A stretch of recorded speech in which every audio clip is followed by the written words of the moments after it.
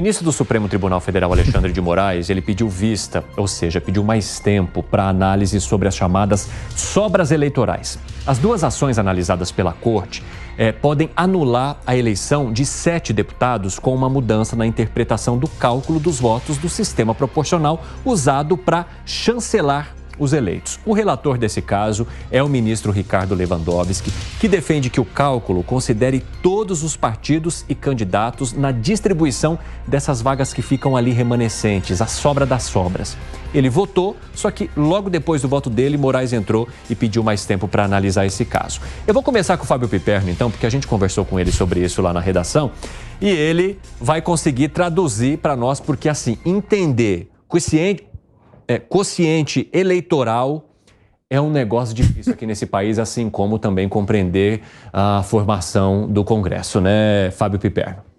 Os americanos, quando eles querem distorcer, enfim, a representação e tal, a representação congressual, eles usam lá o gerrymandering, né? Eles ajustam lá o tamanho dos distritos, empurram a cerca um pouco mais para frente, um pouco mais para trás, dependendo aí do interesse.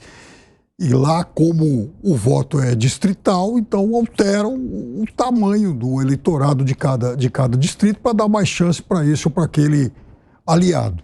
Aqui, fizeram então esse puxadinho na lei. Alteraram, acho que em 2021, essa história das sobras. Sim.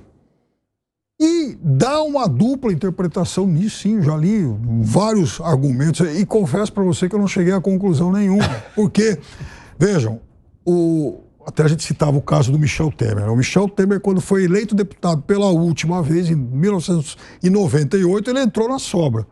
Como é que era a sobra? Bom, sobravam os votos. São Paulo elege 60 deputados federais. Esse partido fez 3, 4, o outro fez 10, porque o quociente eleitoral é de 300 mil votos. E aí sobram 3 cadeiras. Bom, se o quociente eleitoral é de 300 mil votos e o partido do Segre fez 270 mil e o partido do Ricardo fez 180, então a vaga é dele. Uhum. Perfeito. Mas aí colocaram alguns penduricalhos nisso. Então hoje, por exemplo, o que teoricamente vale? O que conta nas sobras eleitorais? O fato do partido ter atingido pelo menos 80% dos votos suficientes para atingir o quociente eleitoral e o deputado beneficiado 20% daquilo que seria o quociente eleitoral. E aí vem a confusão. Porque o partido dele pode atingir os 80%, mas não tem um deputado que fez 20%. Uhum. Aí você que concorreu por um partido que não fez nenhum, teu partido, por exemplo, tem, sei lá, 78 e tal, né? Mas você fez 35% do quociente eleitoral. E aí, quem é que tem direito? Você ou o partido dele? Segre. Eu imagino que a audiência não entendeu nada. E eu também não entendi nada. Mas o Piperno foi bom. Ele explicou bem. O Lewandowski também não. Então, eu estou também perdido nessa matemática. Está complicado isso aqui. Também não. Eu acho que essa lei foi feita pela Dilma Rousseff.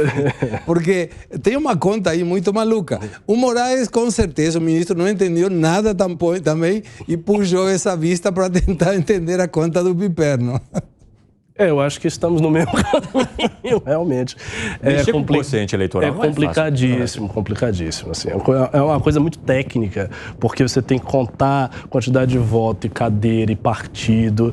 Agora, enfim, é espinhoso. O que eu quero trazer para vocês é a consequência, porque são duas ações. E essas duas ações, por exemplo, se elas derrubam o que elas querem, elas podem derrubar também 7 deputados. Qual que é a consequência, hein, Piperno?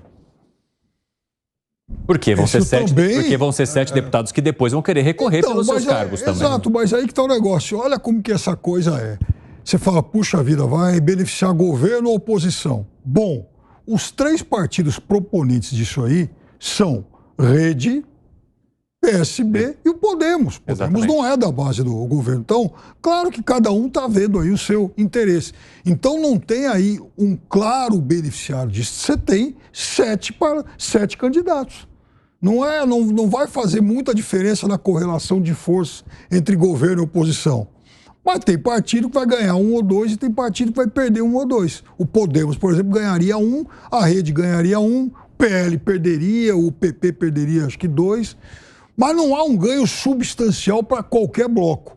o que haveria exatamente seria essa troca de 7 nomes. São ações necessárias, no teu ponto de vista, Segré? Eu não sei se agrega muita coisa, mas se está constitucionalmente previsto, tem que ser resolvido. Isso é fato. A questão é que, depois, imaginemos que tem uma resolução a favor da reclamação. Como que vai ser votado de novo? Quem entraria? Aí entra outro coeficiente eleitoral. É uma situação que, me parece, não é uma questão prioritária. O ministro Moraes solicitou vista. Imagino que seja para dizer, não é agora o momento, deixa os deputados brincarem de deputados um pouco, depois a gente vê se deixa ou não. Mas é uma questão que deveria partir para a solução da causa, não do efeito. Muda esse coeficiente para evitar que nas próximas eleições tenhamos o mesmo problema e a mesma discussão. Almeida? Você tocou num ponto interessante. Que foi, que você está rindo? Tocou num ponto interessante. Eu acho que, do mesmo jeito que existe um consenso de que o sistema tributário nacional é muito complexo, o sistema eleitoral nacional também é muito complexo. Então, talvez imaginar que problemas como esses que aparecem, né, essa dificuldade de contar os votos, deva exigir uma simplificação no nosso sistema eleitoral. O sistema eleitoral do Brasil é muito complicado, o leigo não entende, o profissional não entende direito, quem trabalha com comentário político às vezes também não entende e se depara com complexidade que não consegue abarcar. Quanto à consequência, acho que a consequência é muito mais individual, pessoal dos parlamentares e realmente não tem maiores efeitos na configuração geral das coisas. Quer amarrar, Piperno? Acho que o Ricardo falou, uma consequência muito mais individual, pessoal. Sai o João, entra o Zé. Agora, estava rindo porque eu acho que um bom negócio lá no Distrito Federal hoje deve ser empresa de mudança. Sabe por quê? Outro dia até a gente falava rapidamente sobre isso aqui, nessa briga de Senado com Câmara. Então, por exemplo, a Gleisi era senadora, ela virou deputada, então ela ocupa ainda um apartamento que era do Senado. E teve caso contrário. E aí, nessa briga, eles querem que um entregue o apartamento para o outro. Sim. Só que, por exemplo, na Câmara já tem uma fila de espera lá de um monte, né? Acho que são mais de 50 deputados aí que recebem verba aí para morar em hotel e tal, não sei o quê. Imagina, por exemplo, mais 7 mudanças agora.